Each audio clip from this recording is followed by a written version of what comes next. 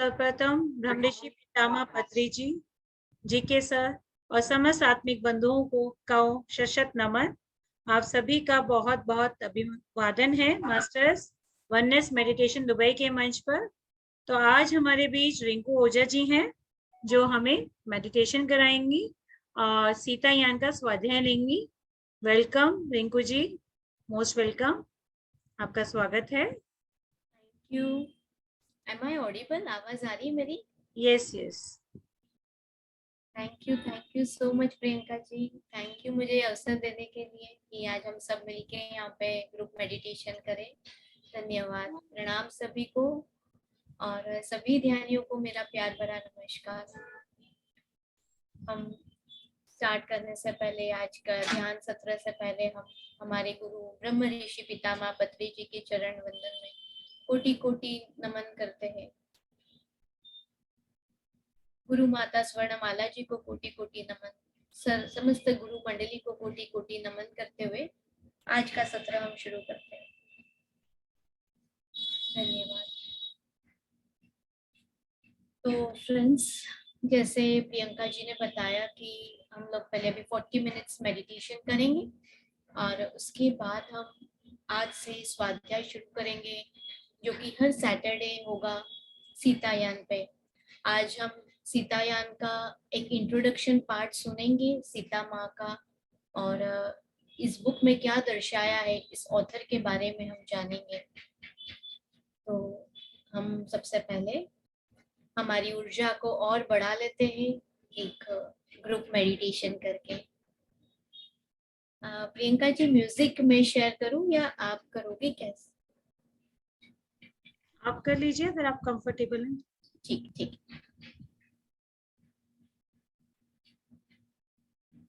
सभी ध्यान स्थिति में बैठिए। हमारे गुरु ब्रह्म ऋषि पितामह पत्री जी ने इतना सुंदर तोहफा हमें दिया है, इतना सहज सिंपल ध्यान है। कुछ भी नहीं करना है, एकदम सहज स्थिति में बैठना है, कंफर्टेबली बैठना है। आंखों को बंद करना है और हाथों की उंगलियों को इस तरीके से एक दूसरे में फंसा लें। आलती पालती मार के बैठे। ऊपर बैठे हो तो अपने लेग्स क्रॉस कर लीजिए। बहुत ही सिंपल ध्यान है। तो 40 मिनट्स फ्रेंड्स, जब तक मैं ना बोलूं कोई भी अपनी आंखें ना खोले।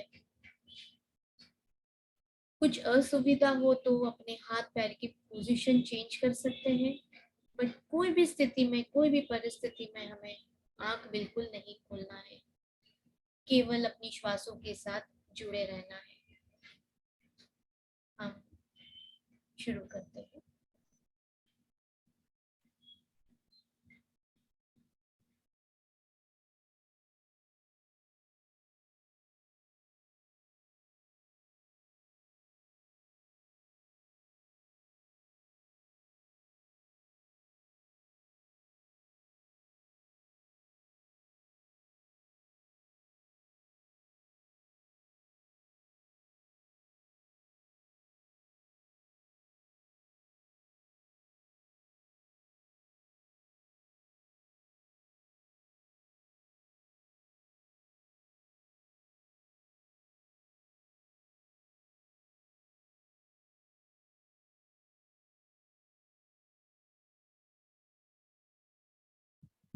आप म्यूटेड हैं रिंकू जी।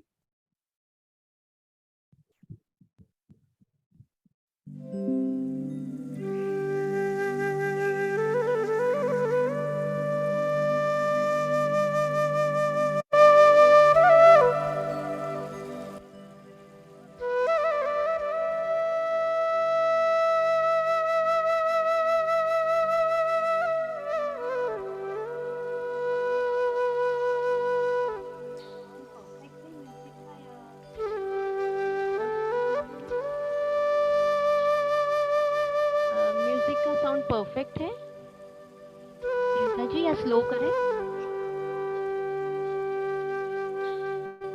हल्का सा, वैसे हल्का सा स्लो। Okay okay.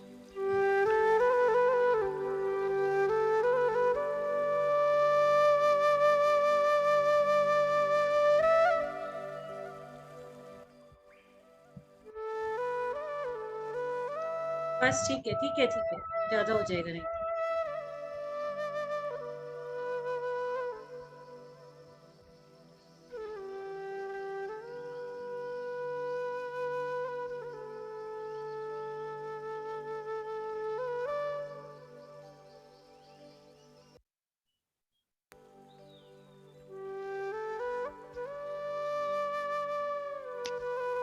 आती हुई श्वास और जाती हुई श्वास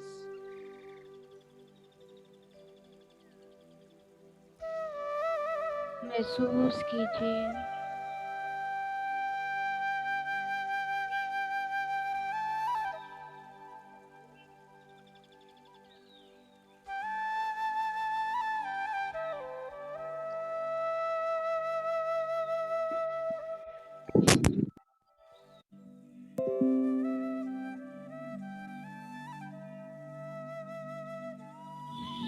श्वास भीतर आ रही है और श्वास बाहर जा रही है।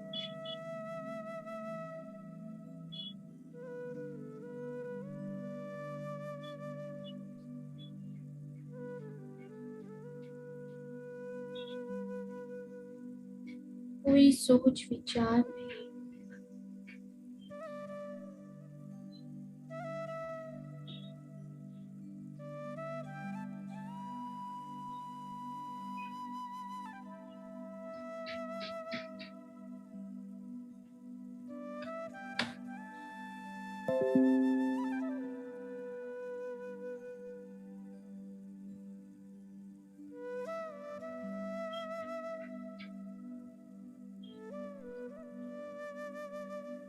केवल अपने श्वासों के साथ एक होना है।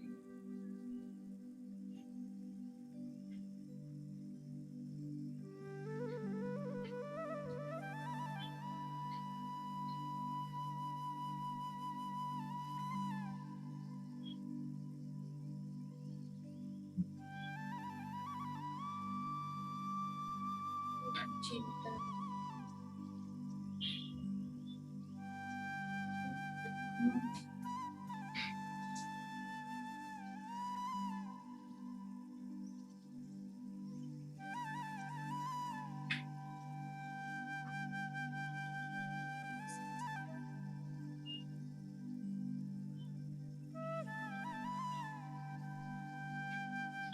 केवल श्वासों के साथ एक होने का।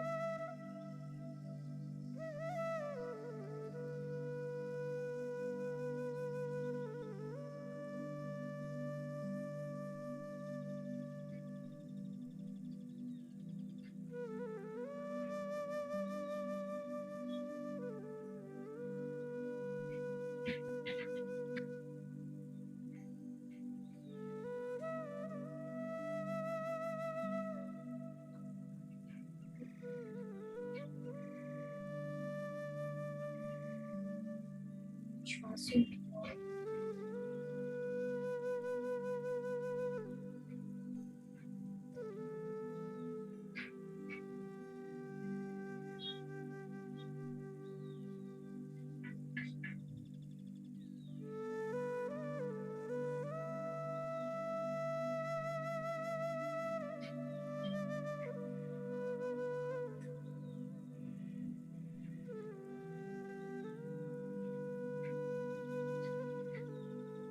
श्वास भीतर और श्वास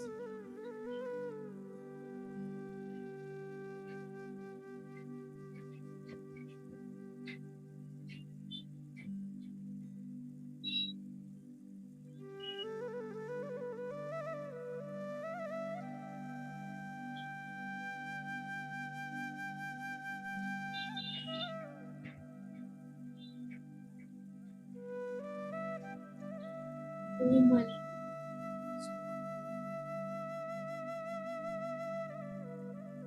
श्वास को महसूस कीजिए।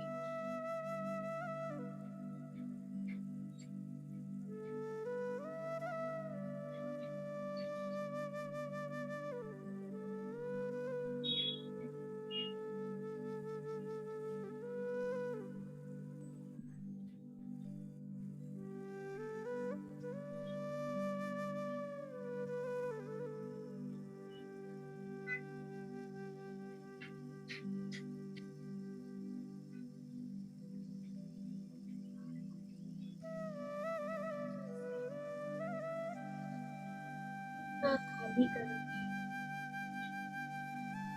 हमारे मन को शून्य करेंगे।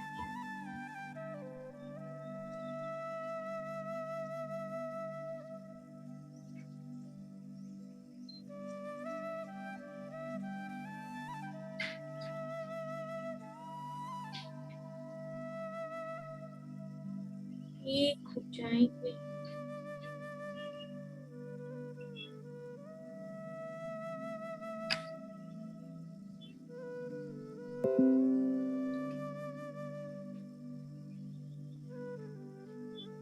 आती हुई श्वास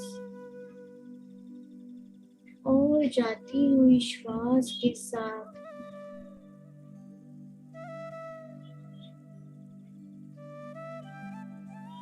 एक होते हुए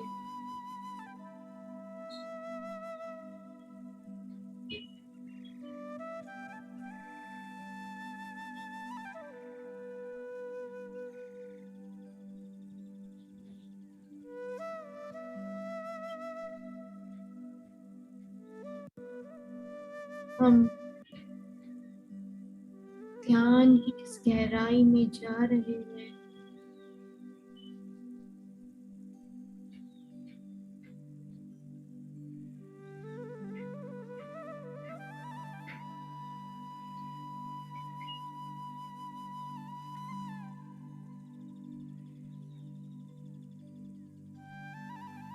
धीरे धीरे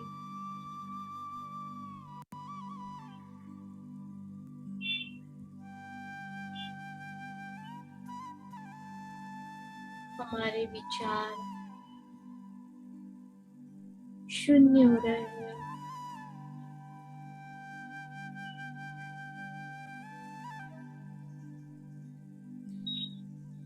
ब्रह्मांड की वो दिव्य ऊर्जा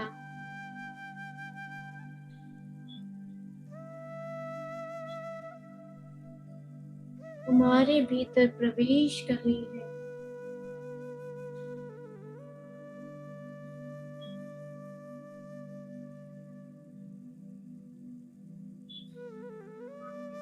महसूस कीजिए इस दिव्य ऊर्जा को।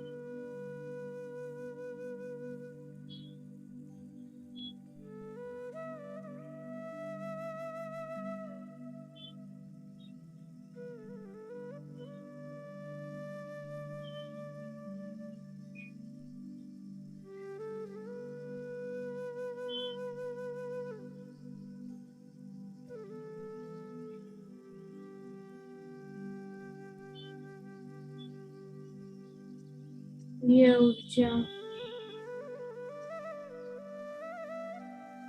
आपके शरीर में,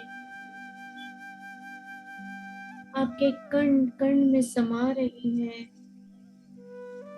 एक प्रकाश के रूप में महसूस कीजिए।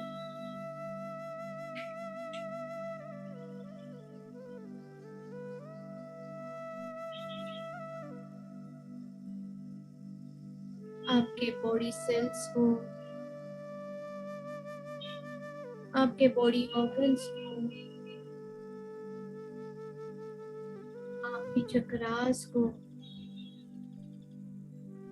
स्पष्टता प्रदान कर रही है।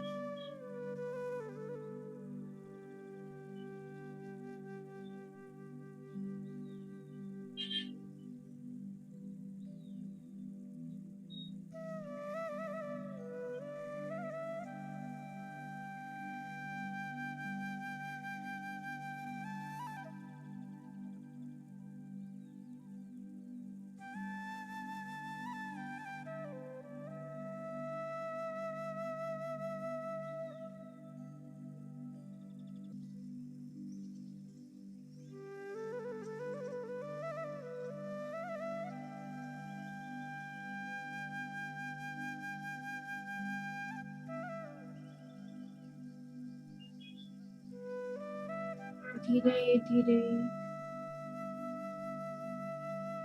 हमारा पूरा शरीर स्थिर हो गया है। कोई हलचल नहीं, पूरा स्थिर।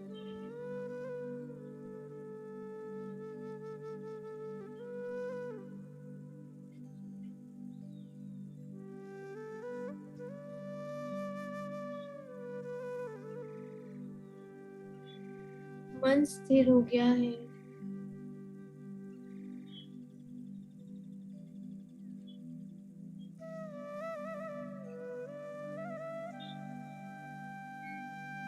महसूस कीजिए स्थिरता को।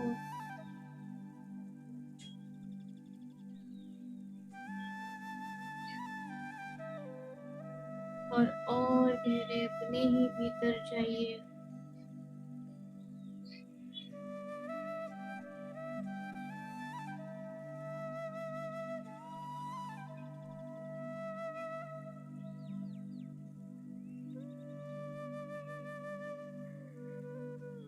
महसूस कीजिए इस आंतरिक शांति को।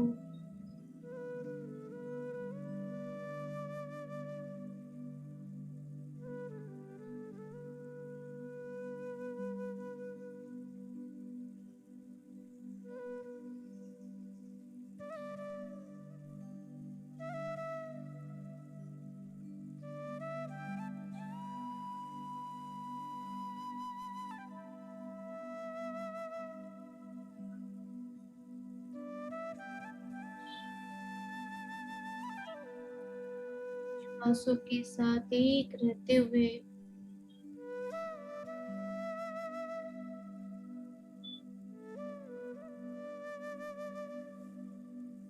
अपने ही भीतर और गहरे उतरते जाइए।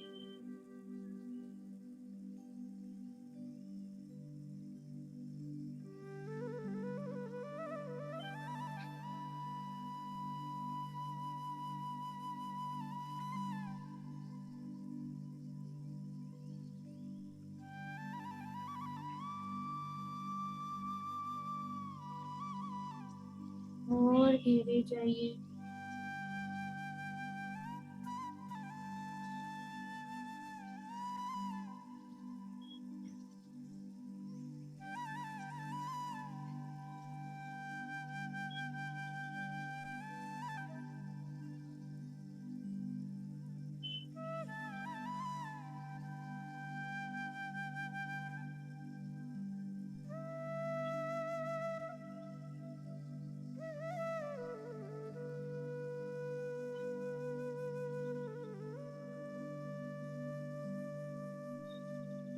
जानिए अपने अंतर मन को।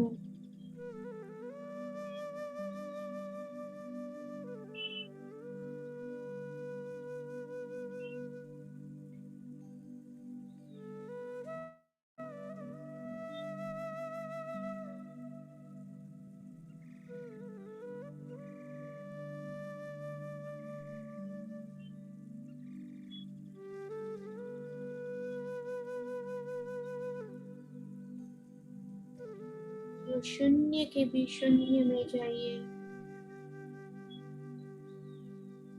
एक हो जाइए वह शून्य के साथ।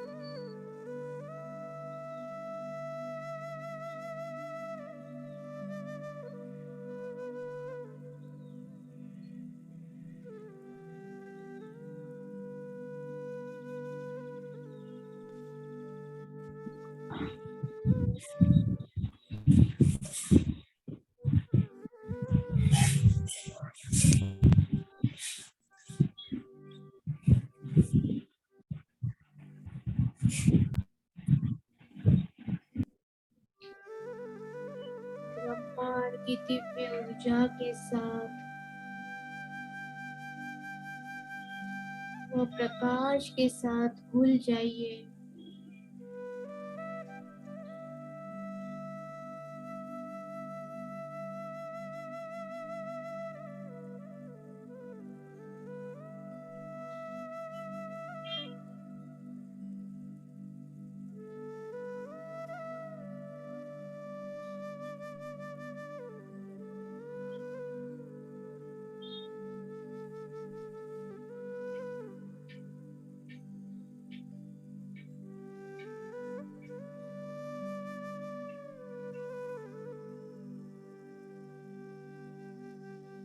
हमारे भीतर की दिव्यता को पहचानिए।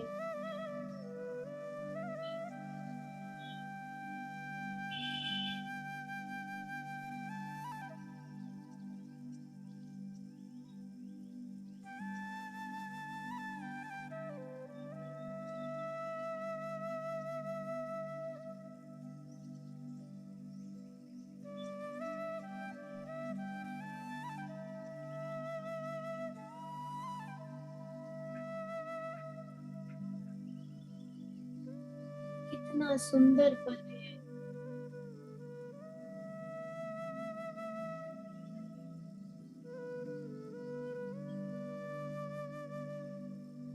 जहाँ और कोई नहीं,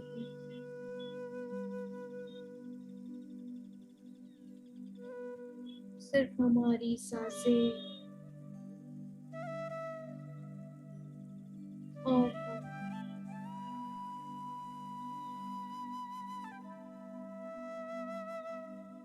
एक हो गए हैं परमात्मा की उस दिव्यता के साथ।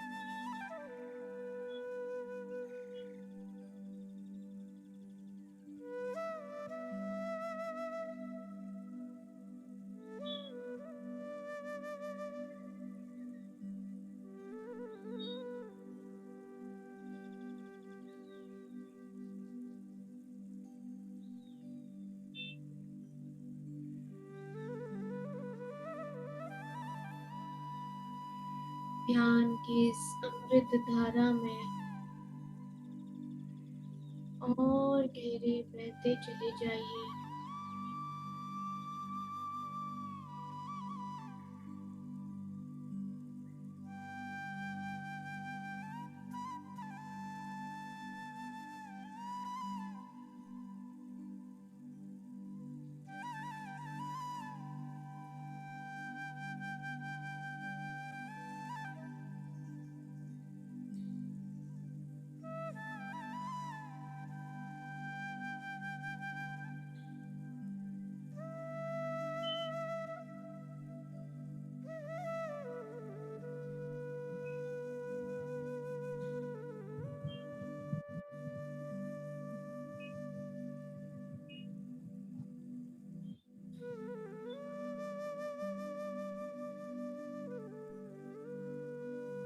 हमारे भीतर किस दिव्य स्वरूप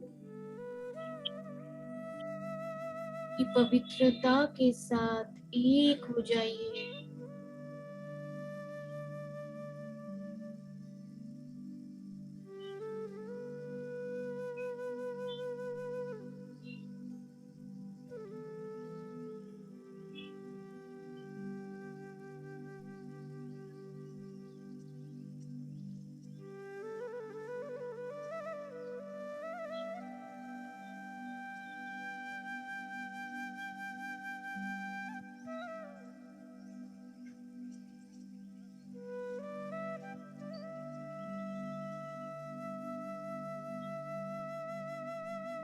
ब्रह्मांड की दिव्य ऊर्जा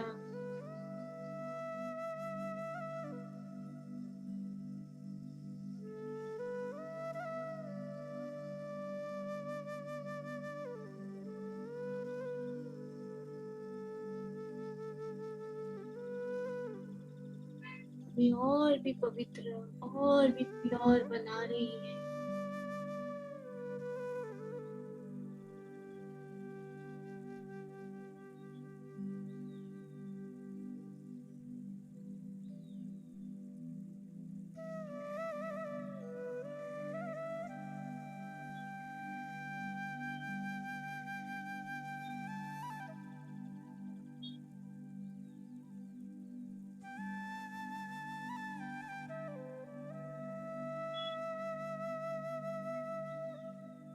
महसूस कीजिए इस अपार शांति को।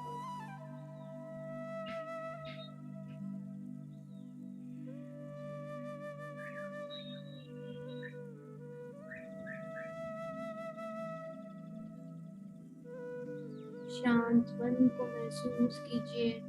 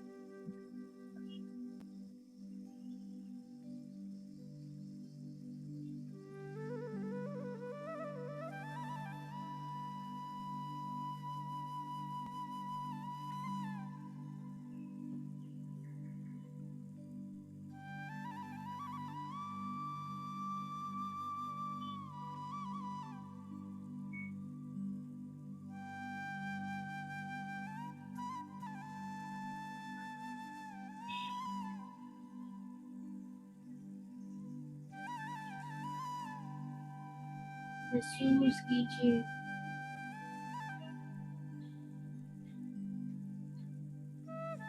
इस पल को, इस आनंद को।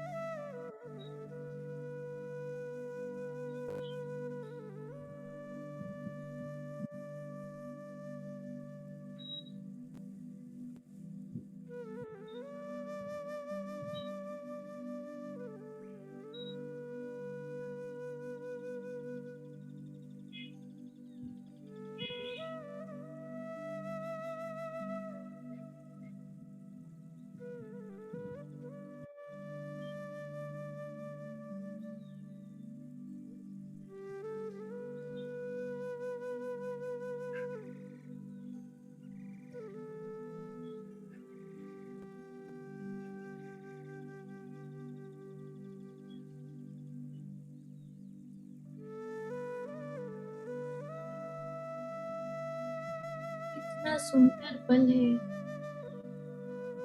जब हम स्वयं ही स्वयं से मिल रहे हैं।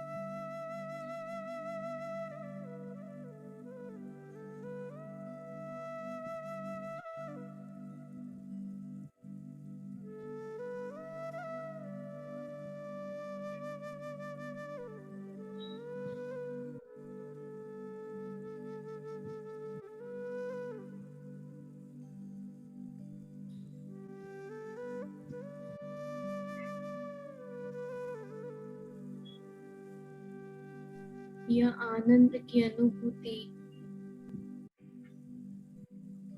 यही तो है हमारा असली स्वरूप, सच्चिदानंद।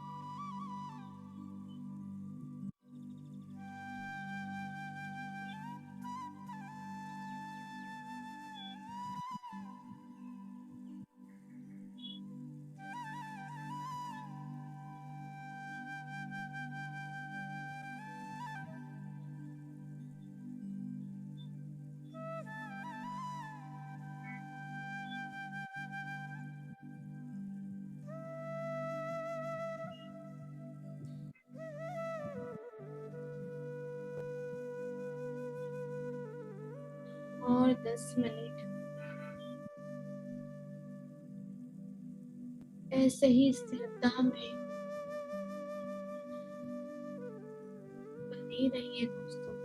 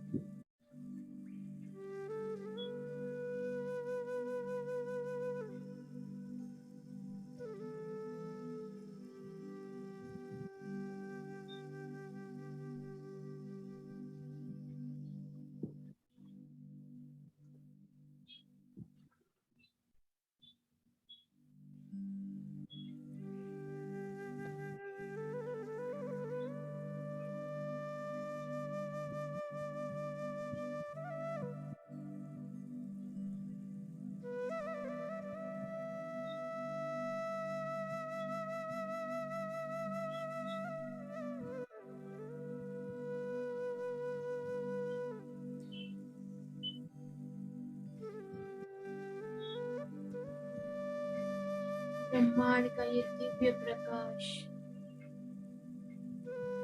महसूस कीजिए आपकी चारों ओर फैलता जा रहा है। आपकी चेतना को बढ़ाते हुए आपकी ऑरा एक्सपांड कर रहा है।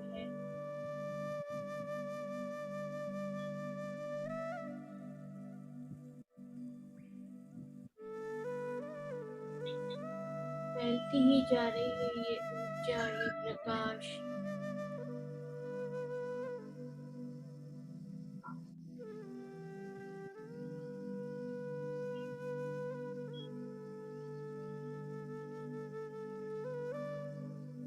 आपके चारों ओर केवल और केवल वह दिव्य प्रकाश है।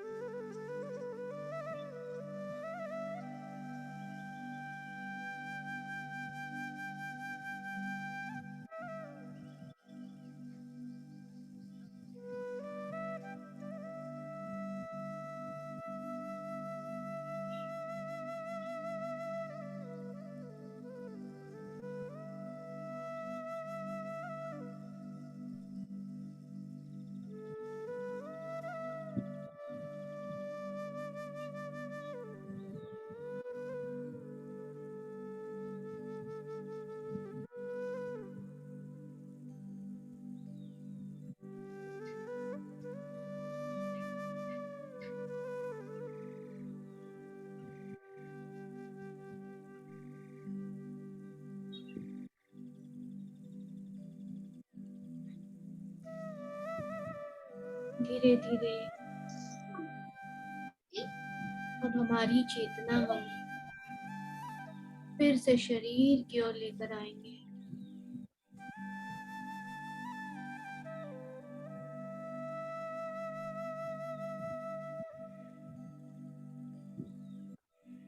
फील कीजिए बॉडी कॉन्शियसनेस को।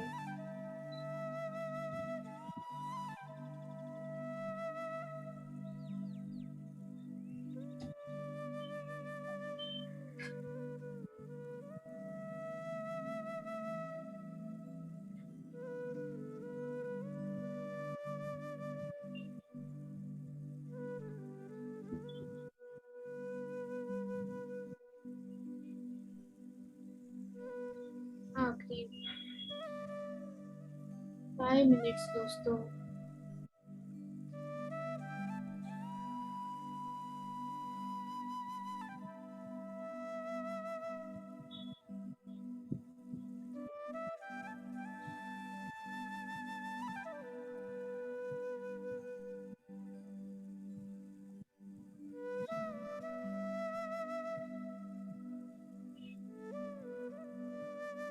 धीरे धीरे अपने हाथों को एक दूसरे से अलग करते हुए अपने हृदय स्थान पे रखिए।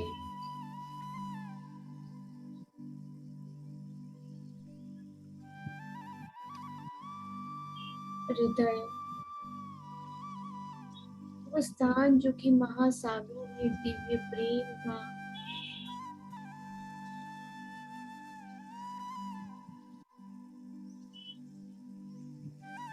धन्यवाद कीजिए इस दिव्य ऊर्जा का।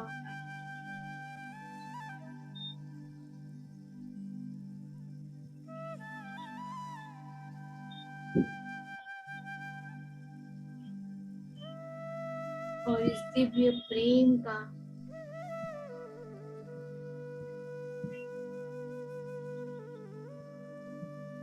धन्यवाद ब्रह्मांड की दिव्य शक्ति का।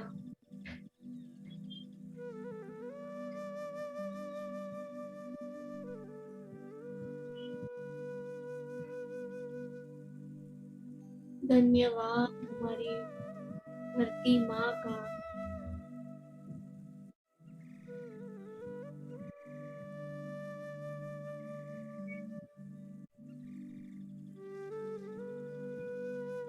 धन्यवाद ब्रह्मांड के दिव्य प्रकाश का जो हमारे कण कण में समाया है। हमें स्वस्थता,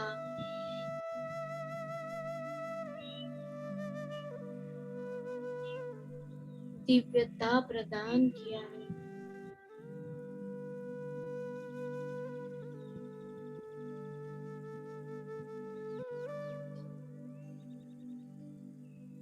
धन्यवाद करते हैं हम हमारे प्रिय गुरु ब्रह्म ऋषि पितामह पत्री जी का,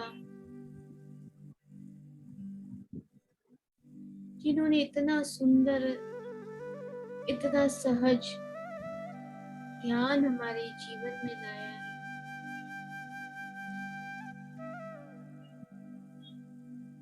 धन्यवाद हमारे माता पिता का,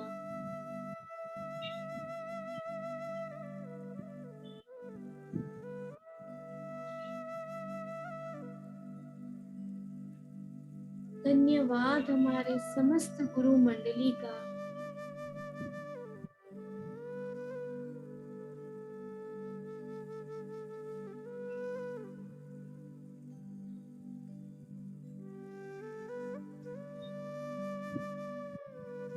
हमारे भीतर केवल और केवल शांति, स्थिरता और यह अपार दिव्य प्रेम है। यह दिव्य प्रेम सभी प्राणी मात्र के लिए है, हर एक जीव के लिए है।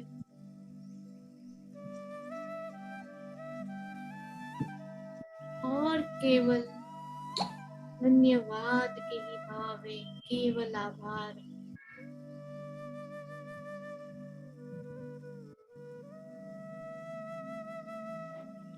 अब अपने हाथों को अपनी आंखों पे रखिए।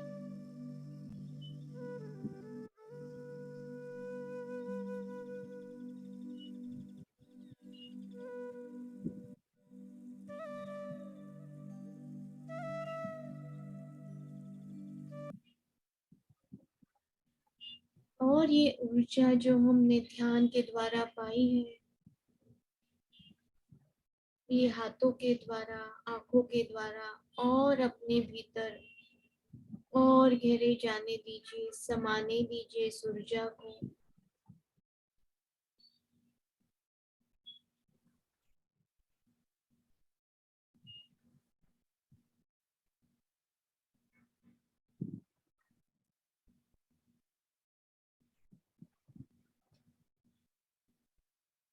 धन्यवाद इस पल का, धन्यवाद हमारी श्वासों का, जिसने हमें हमारे असली स्वरूप से मिलाया।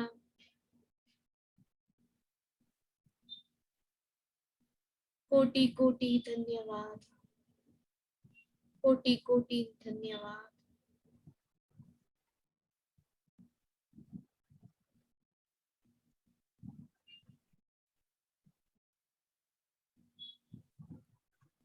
लास्ट 10 सेकेंड्स इसी स्थिरता, इसी शांति भाव में रहते हुए ये दिव्य प्रेम से गदगद होते हुए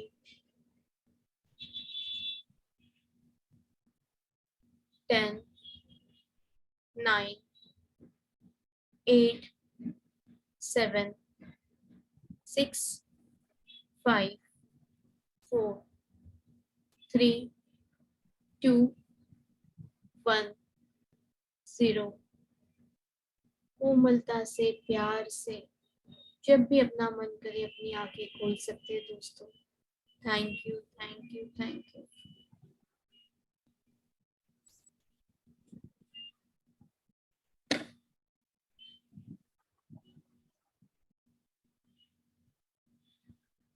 थैंक यू रिंकू जी, इतना अद्भुत ध्यान कराने के लिए बहुत बहुत धन्यवाद। बहुत अधिक ऊर्जा थी।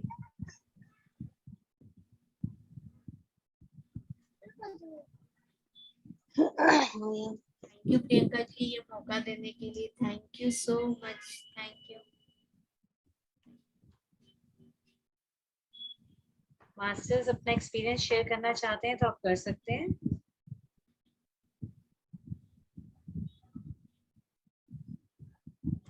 किसी के ध्यान के कोई अनुभव है तो आप शेयर कर सकते हैं मास्टर्स।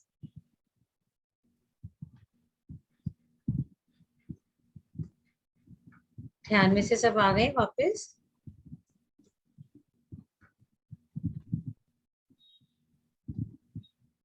यस मैम, आप कंटिन्यू कीजिए। तो फ्रेंड्स इतना सुंदर ध्यान हमने किया है और ये ग्रुप मेडिटेशन की ऊर्जा तो कई गुना ज्यादा होती है। हमारे पितामह भी हमें हमेशा कहते थे कि आप सामूहिक ध्यान करो बाबा, सामूहिक ध्यान करो। और वही ध्यान जब हम म्यूजिक के साथ, संगीत के साथ करते हैं तो उसकी ऊर्जा और अधिक बढ़ जाती है। प्रियंका जी मेरी आवाज में डिस्टरबेंस तो नहीं आ रहा है ना? नहीं, बिल्कुल नहीं। ओके ओके, एक्चुअली ये सही है। इवनिंग टाइम में थोड़ा सा नॉइजी बिल्कुल रहता है सही। बाहर का सराउंडिंग। तो फ्रेंड्स अब हमने ये ध्यान किया, अब है ज्ञान की बारी, अब है स्वाध्याय की बारी। पितामह हम सब जानते हैं, पितामह बहुत जोर देते थे स्वाध्याय पे, स्वाध्याय करो बाबा, बुक्स पढ़ो, बुक रीडिंग करो, क्योंकि पितामह ने स्वयं उससे आत्म साक्षात्कार पाया था। एक किताब पढ़ के वो एनलाइटनमेंट उन्होंने पाया था। बहुत जोर देते थे, जैसे हम सब जानते हैं पीएसएसएम के 18 गाइडेड प्रिंसिपल्स है पितामह के, उसमें से जो सेकंड प्रिंसिपल है वो है स्वाध्याय का। वो कहते थे जितना आप स्वाध्याय पढ़ करोगे, जितना आप बुक रीडिंग करोगे, सज्जन सांगत्य करोगे, वो ऑथर की एनर्जी से हम जुड़ जाते हैं, उनकी एनर्जी हमें मिलती है और उसमें जो भी जो उनके पात्र से जब हम कनेक्ट होते हैं उनकी ऊर्जा हमें मिलती है और जब हम उसे आत्मसात करते हैं हमारी लाइफ में ट्रांसफॉर्मेशन आता है, एक शिफ्ट आता है। तो स्वाध्याय बहुत बहुत जरूरी है और स्वाध्याय करने से पितामह कहते थे कि आपकी आत्मा की जो उन्नति है, जो प्रगति है, उसकी रफ्तार और तेज हो जाती है। इसीलिए हमेशा डेली पितामह कहते थे कि बुक पढ़ो, बुक पढ़ो, बहुत जोर देते थे वो हमेशा स्वाध्याय करने पे। तो फ्रेंड्स हम सब जानते हैं रामायण के बारे में। आज जो कि बुक का हम स्वाध्याय करेंगे वो है सीतायन। आप सब देख पा रहे हो सीतायन। सीतायन ये भी एक अनमोल तोहफा हमारे पितामह ने ही हमें दिया है। ये नाम भी सीतायन उन्होंने ही दिया हुआ है इस किताब का। रामायण तो देखिए महर्षि वाल्मीकि द्वारा जो हम लोगों ने सबने पढ़ी है, सुनी है। टीवी सीरियल रामायण जब आता था हमने देखा है रामायण को। सब जानते हैं कि रामायण में रामचंद्र जी की वीरता, उनकी शौर्यता, उनकी गाथा है, उन्होंने क्या संघर्ष किया, वो सब हम जानते हैं। हमने उसमें सीता माँ के कैरेक्टर से भी हम जाने हैं, बट हमने क्या जाना है, एक अधूरा पार्ट। मैं ये नहीं कहूंगी कि वो गलत है, वो भी सच है, बट जो अनकहा पार्ट है, जो अनसुना, जो हम लोगों ने अभी तक नहीं जाना था, वो हमें सीतायान के द्वारा पता चलेगा, हम उसको आत्मसात करेंगे। सीता माता की जो हमें रामायण में जब हम देखते थे कि सीता माता एक आज्ञाकारी पत्नी तो वो थी ही, आज्ञाकारी भार्या थी ही रामचंद्र जी की, बट ऐसा नहीं था कि वो हमेशा दुखी ही रहती थी या उन्होंने संघर्ष ही किया है। वो जब ये कहानी में हम जो जानेंगे कि सीता माता एक बहुत बड़ी ध्यानी थी, बचपन से ही उन्होंने ध्यान किया, बहुत बड़ी साधिका, बहुत बड़ी तपस्वी थी वो, बहुत बड़ी तपस्या उन्होंने की थी, और वह रामचंद्र जी प्रभु के वो साथ में उनकी सहयोगिनी बन के चली। हर पल उनको उन्होंने कैसे सहयोग दिया, उनकी जो कहते हैं ना, उनके सक्सेस में उनका कितना अहम, कितना बड़ा रोल रहा, ये हम जानेंगे। देखिए, रामचंद्र जी हम सब जानते हैं नारायण का रूप है, तो सीता माता कौन है? वो भी तो नारायणी का ही रूप है ना, साक्षात महालक्ष्मी का अवतार है। तो भला महालक्ष्मी इतनी कमजोर कैसे हो सकती है ना? उनमें भी तो, वो भी तो एकदम सशक्त नारी थी। वो आई थी हमें सबको प्रेम का पाठ पढ़ाने के लिए। फ्रेंड्स, हम सब जानते हैं जब ये युग परिवर्तन होता है, जब ये युग में चेंजेस आते हैं, तब ऐसी दैविक शक्तियां हमारे पृथ्वी पर, धरती पर जन्म लेने आती हैं। तो ये काल, हम सब जैसे जानते हैं कि ये काल था त्रेता युग का। त्रेता युग का जो अंतिम चरण का जो काल था, तब जो स्पिरिचुअलिटी है या जो एक मानवता है, वो थोड़ी अधर्म की उधर जा रही थी। तो धर्म स्थापित करने के लिए और प्रेम की जागरूकता बढ़ाने के लिए स्वयं नारायण ने और महालक्ष्मी नारायणी सीता माता ने प्रभु रामचंद्र जी और सीता माता के रूप में वे अवतरित हुए थे। हम सब ध्यानी हैं, तो हम सब जानते हैं कि ऐसे ही कोई नहीं आता है। हम भी आए हैं धरती पे, तो हम भी हमारा कुछ पर्पस लेकर आए, कुछ उद्देश्य से आए हैं। तो वो तो स्वयं जब नारायण पधारे, जब नारायणी स्वयं पधारे हैं, नारायण और नारायणी जब आए, तो उनका कितना बड़ा उद्देश्य रहा होगा। कोई छोटे मोटे उद्देश्य से नहीं आए वो, है ना? उनका उद्देश्य रहा है मानवता के लिए है, वो दिव्य उद्देश्य रहा है। वो ये बुक में, इस सीतायन बुक में हम बहुत जब गहराई में जाएंगे, जैसे हम सीता जी के जन्म से लेके जो हम जानेंगे कि उन्होंने क्या क्या तपस्या की है, क्या क्या उनसे हमने सीखा है और क्या क्या उन्होंने सभी को सिखाया है। जैसे वन में गए हैं सीता मैया रामचंद्र जी के साथ, तो इसीलिए नहीं गए कि वो एक आज्ञाकारी पत्नी थे, चलो मैं मेरे प्रभु के बिना नहीं रह सकती, मेरे पति के बिना नहीं रह सकती है, मुझे जाना है।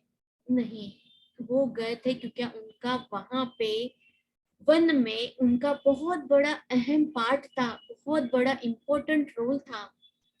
वो हर पग पग पे गाइड करते थे। किसको गाइड करते थे? प्रभु रामचंद्र जी को और लक्ष्मण जी को। क्योंकि जब हम ये स्टोरी में जानेंगे कि सीता माता धरती माँ से बहुत कनेक्टेड थी, हम सब जानते हैं वो तो धरती माँ की ही पुत्री, तो प्रकृति की प्रेमी थी। ये जो वन है, ये औषधियां है, ये सबकी बहुत प्रेमी थी। तो जब भी वो वन में जाती थी, उनके वनवास जब वो गए, तो वो वहां पे उनको गाइड करती थी कि ये पत्ता कौन सा है, यहाँ पे अभी हमें कौन सा फल खाना चाहिए, क्या करना चाहिए। तो ये इतनी छोटी छोटी बातें बट इतना इम्पोर्टेंट रोल रखती थी। तो ऐसी कई सारी बातें, इतनी कई सारी प्यारी प्यारी उनकी स्टोरीज, हम उनकी दिव्य कहानी हम इस बुक के द्वारा, इस सीतायन के द्वारा जानेंगे दोस्तों। फ्रेंड्स, तो उनका जो मुख्य उद्देश्य था जिसमें ये दर्शाया है कि हम मानवता को प्रेम का पाठ पढ़ाने के लिए वो इस धरती पर आए थे। धर्म को स्थापित करने के लिए प्रभु रामचंद्र जी और सीता मैया धरती पर आए थे। अब इसके जो ऑथर है उनके बारे में हम जानेंगे। ये सीतायान के ऑथर है डेना मरियम जी। डेना मरियम जी ने जब ये बुक लिखी, उन्हें ये चैनलिंग में, उनको चैनलिंग होता था सीता माता का, और चैनलिंग के द्वारा जो उनको मैसेजेस आते थे, उनके ध्यान की गहराइयों के जो उनको अनुभव होते थे, तब वो बैठ के जैसे जैसे उन्हें वो पिक्चर आती थी वो बैठ के वो लिखते थे, और इस तरीके से उन्होंने ये इतना सुंदर तोहफा हमारे सबके सामने प्रस्तुत किया है। दोस्तों, ये सीतायान कोई एक साधारण किताब बिल्कुल भी नहीं है। आप जब भी सीतायान को अपने पास रखोगे, उसको पढ़ोगे, उसको हर एक शब्द, और जब उन पात्रों की कहानी जब हम सुन के जब हम आत्मसात करेंगे, मानो फ्रेंड्स सच में हमारी ऊर्जा का प्रवाह इतना तेज होने लगता है, सिर से पांव तक, मानो सच में हम वो युग में पहुंच जाते हैं। एक कनेक्शन हमारा सीता माँ के साथ हो जाता है।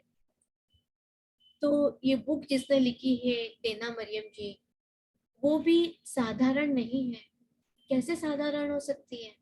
इतना बड़ा तोहफा, इतना सीतायान, सीता माता की जो अनकही बातें, जो अगर जिसमें बताने की शक्ति है तो कोई वो साधारण आत्मा नहीं है।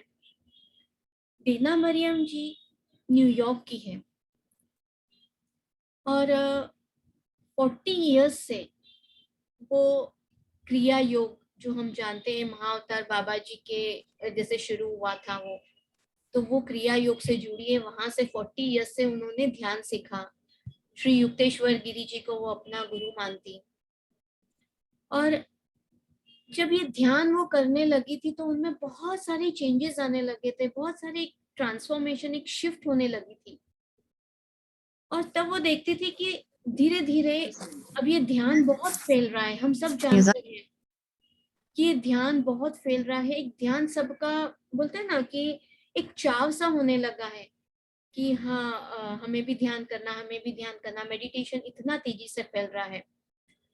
तो ये माइंडफुलनेस की टेक्निक वो सिर्फ एक, बोलते हैं कि हमारे जो फिजिकल भौतिक शरीर तक, या जो हम जो भौतिक शरीर में जो हम महसूस करते हैं, या हमारे आंतरिक में जो हम अंदर, हमारे नेचर के अंदर हम महसूस करते हैं, वहां तक ही हमें सीमित नहीं रखना है।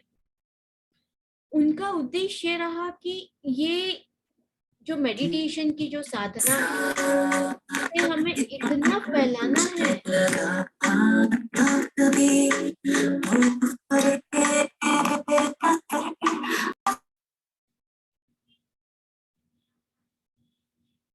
इतना हमें फैलाना है कि एक्चुअली वो उनका उद्देश्य है कि ये सारे धर्मों में कि एक ये स्पिरिचुअलिटी की जड़ बन जाना है, कि सभी धर्म की जड़ सेम है, कोई अलग नहीं है। जैसे अभी भी आपका भी ये मेडिटेशन के ग्रुप का नाम जो वननेस है, तो बिल्कुल इसी तरीके से वो इसी ही इसमें पूरा टाइम यही प्रयास में रहती है डेना मरियम जी।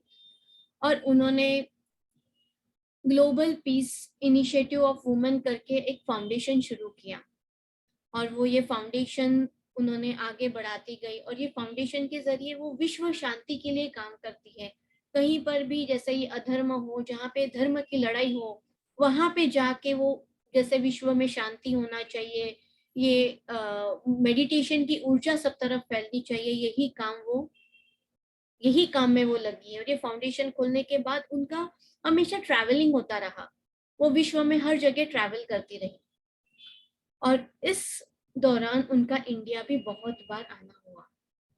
और ये डेना मरियम जी हमारे सनातन धर्म से इनको बहुत गहरा लगाव, क्योंकि ये तो अगर क्रिया योग से जुड़ी हुई है तो ये सनातन धर्म की प्रेमी है।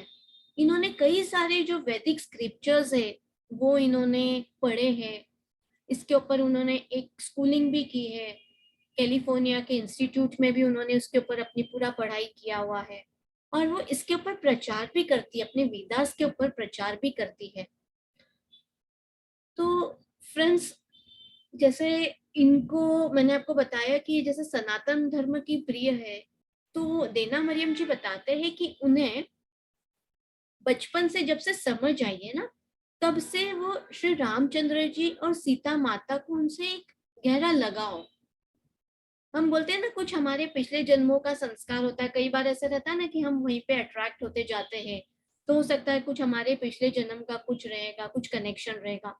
तो सेम वैसा देना मरियम जी के साथ, बट उन्होंने कभी वो जाना नहीं कि क्यों, बट था उन्हें हमेशा से वैसा था कि वो जब से उनको समझ आई उन्हें अच्छा लगता था, वो उनके बारे में सुनते थे, पढ़ते थे। और जब वो यहाँ पे उनका आना हुआ, उनको गंगा मैया से भी बहुत गहरा असीम प्रेम, बहुत अच्छा लगता था उनको कि गंगा किनारे बैठना। जब भी उन्हें आने का मौका मिलता था, वो ऋषिकेश आती थी, गंगा किनारे बैठ के वो ध्यान करती थी। तो एक बार इसी सिलसिले में ये सम्मेलन के, जो विश्व शांति के सम्मेलन के कुछ आयोजन कुछ किया था उन्होंने, कुछ कार्यक्रम की वजह से उन्हें मौका मिला कि वो फिर से 2015 की बात है, वो इंडिया आई। और ऋषिकेश में वो गंगा किनारे बैठी थी, और उन्हें एक अलग सा जैसे कोई शिफ्ट सा लगा अंदर से। उन्हें ऐसा लग रहा था, ध्यान कर रहे थे कि कुछ मैसेजेस उनको सीता माँ से मिल रहे हैं। तो उन्हें थोड़ा सा ऐसा लगा कि अरे ये हो रहा है तो ये सही में हो रहा है कि ऐसा ही कुछ मेरे ही मन के कुछ ख्याल है। एक टाइप का वो डाउट करने लगी। जैसे ही वो डाउट करती, फिर से उन्हें वो आता था, माता बोलती थी कि नहीं, मैं सीता माता ही बोल रही हूँ। तो भी वो अच्छी से पूरा वो खुल के पिक्चर उनके सामने नहीं आया। फिर माता रानी अपना देना मरियम जी ऋषिकेश से उनका अयोध्या का प्लान बना, क्योंकि अयोध्या भी एक जो जगह है जो कि बहुत विवाद में रहता है राम जन्मभूमि के ऊपर। तो वो सिलसिले में वहां पे वो अपने ये शांति का स्थापित करने के लिए वो वहां पे उन्होंने अयोध्या जाने का प्लान किया। और जैसे ही वो अयोध्या में उन्होंने कदम रखा, तो उन्हें ऐसा कुछ ग्रीन सा प्रकाश सा महसूस हुआ, अलग सा प्रकाश। उन्हें लगा कि ये कितना दिव्य प्रकाश की अनुभूति मैं कर रही हूँ। जैसे जैसे वो वहां जा रही थी, तो वो गलियों में, उन पत्थरों में, उनका जो अवचेतन मन है, उनका सबकॉन्शियस माइंड है, जैसे कोई वो कुछ खोज रहा था। किसकी खोज थी वो उनको नहीं समझ आ रहा था, कि वो कुछ खोज रहा है। और अंदर कभी उन्हें रोना आ रहा था, कभी आनंद अंदर से लग रहा था, और उन्हें सिर्फ कृतज्ञता लग रही थी। हर पल हर क्षण वो वहां पे सिर्फ कृतज्ञ भाव में रह रहे थे। हर एक कण कण के लिए वहां पे वो कृतज्ञ थी। तो उन्होंने बहुत चाहा कि वहां पे बैठ के वो कुछ ध्यान करें, और जहाँ पे प्रभु रामचंद्र जी का जन्म हुआ है वहां पे जावे, और वहां पे अपना माथा तो भी टेकावे। बट स्थिति परिस्थिति ऐसी थी कि वो सारा जो तारों से बांधा हुआ वो भूमि थी, वहां तो और कुछ था ही नहीं, सभी सिपाहियों से वो था। तो उनको वैसा कोई मौका नहीं मिला। तो थोड़ी दुखी हुई, और जैसे रोने जैसी भी हो गई थी कि मतलब मेरे को इतना कनेक्शन लग रहा है, और मैं यहाँ पे अपना माथा भी टेक के नहीं ये कर पा रही हूँ, फील नहीं कर पा रही हूँ, वो पूरा आनंद नहीं ले पा रही हूँ। फिर वहां से वो निकले और वो गए सरयू नदी में, सरयू नदी के तट पे। और उन्होंने सोचा कि हम यहाँ पे सरयू नदी की अंदर बोट में जाके सैर करते हैं। उनके कुछ फ्रेंड्स भी उनके साथ में थे। और जब वो सरयू नदी के भीतर गए, वहां पे जब बोट में जब जा रहे थे, फिर से एक तरीके का जैसे कोई उनको कोई मैसेजेस आ रहे हो, एक शिफ्ट हो रहा हो, तो फिर से उन्हें वही महसूस हुआ। पर वापस एक समय की जल्दी थी कि वापस से समय से जाना था। तो वो फिर से उनका वो एक चीज जो बोलते हैं ना, थोड़ा अधूरा रह गया, वो लौट गई। और 2016 में फिर से उनका प्लान हुआ कश्मीर आने का। जैसे मैंने बताया कि ग्लोबल पीस इनिशिएटिव प्रोग्राम की, इससे कश्मीर भी हमेशा विवादों में रहता है, हिंदू मुस्लिम के विवादों में। वहां पे भी धर्म स्थापना के हिसाब से वो आए थे। और फिर वो गए जम्मू, तो नहीं सॉरी, जम्मू से पहले वो गए यहाँ पे वैष्णो देवी। तो जब वो वैष्णो देवी गए और वहां पे जब माता का, वैष्णो देवी जैसे हमें पता है कि तीनों माता का वहाँ पे वो संगम है, तो वो माता रानी को, महालक्ष्मी माता से तो वो बहुत अटैच थी ही। तो उन्होंने जैसे थोड़ा सा उन्हें मौका मिला, उन्होंने अपना वहाँ पे सिर नवाजा और थोड़ा ध्यान किया, तो वहाँ पे भी थोड़ा उन्हें शिफ्ट हुआ, एक ट्रांसफॉर्मेशन मैसेजेस आए। और फिर बाद में वहां से बाहर आने के बाद, क्योंकि वो बहुत भीड़ वाला इलाका है, वो कई सारे दर्शनार्थी वहां पे आते रहते हैं, तो वहां पे इतना समय नहीं मिलता है कि वहां पे बैठ के आराम से कुछ घंटे ध्यान कर पाओ। बट स्टिल देना मरियम जी को वो मौका मिला कि वो कुछ क्षण वहां रह के माथा टेके। और जैसे ही उन्होंने वहां पे भी माथा टेका, वहां पे उन्हें एक शिफ्ट सा लगा कि जैसे कोई अब उनको उनके क्वेश्चंस का, जो अंदर उनके जो चल रहा है उसका उन्हें आंसर मिले। फिर डेना मरियम जी जम्मू की एक रघुनाथ जी टेम्पल है, वहां पे वो विजिट करने आई, क्योंकि वहां के जम्मू के मोस्टली सारे जो मंदिर है, शिव मंदिर, वो वहां पे बंद किए हुए हैं। तो सिर्फ एक रघुनाथ जी टेम्पल जो था वहां पे जो खुला हुआ उन्हें मिला। तो जब वो वहां गई फ्रेंड्स, जैसे ही वो रामचंद्र जी की और सीता जी की जो मूर्ति थी, उन्होंने रामचंद्र जी की मूर्ति के आगे अपना सिर टेका। तो जैसे ही उन्होंने सिर टेका, वो अपने पास्ट में चली गई। डेना मरियम जी ने अपने पहले भी, इसके पहले भी अपने बहुत सारी पास्ट लाइफ्स देखी है, क्योंकि वो इतनी बड़ी साधिका है। 40 इयर्स से अगर वो कर रही है वो साधिका, उनके पूर्व जन्मों का भी वैसा ही स्पिरिचुअलिटी रहा है, आध्यात्मिक यात्रा रही है। तो उन्होंने कई सारी अपनी, और इसके ऊपर उन्होंने अपनी कई सारी बुक्स भी लिखी है। बट ये रघुनाथ जी के टेम्पल में जब वो प्रभु राम जी के चरणों में जब वो झुकी, तो उसी क्षण वो पहुंच गई दूसरे ही युग में, त्रेता युग में पहुंच गई। उन्होंने साक्षात रामचंद्र प्रभु जी के दर्शन किए। उन्होंने अपने आप को एक 5 साल की कन्या के रूप में जाना, एक छोटी सी 5 साल की लड़की के रूप में उन्होंने अपने आप को देखा। और उन्होंने देखा कि वो अपने पिताजी के साथ में है, एक सहमी सी है, और प्रभु रामचंद्र जी है, और प्रभु रामचंद्र जी उन्हें बुला रहे हैं अपने पास में। और प्रभु रामचंद्र जी ने उनके पिता से कहा कि इसको आप इसका एजुकेशन करवाना, यहाँ पे लड़कियों के लिए गुरुकुल शुरू हो गया है। ये त्रेता युग की बात है, वो त्रेता युग में पहुंच गई थी। और फ्रेंड्स, मैं अभी भी आपको बोल रही हूँ तो आई कैन फील, मतलब मेरे रोंगटे खड़े हो रहे हैं मेरे पूरे बॉडी में।